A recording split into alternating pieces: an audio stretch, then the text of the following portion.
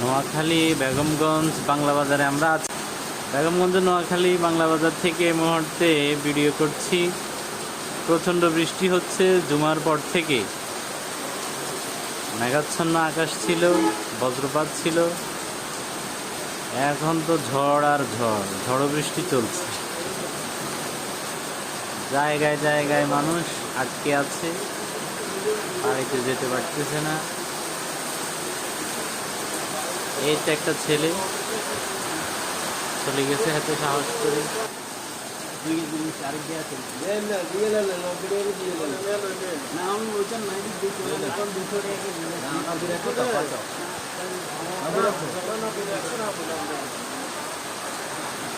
ওইসে আবার বাড়তেছে, কমছিল, কমে আবার বাড়তেছে।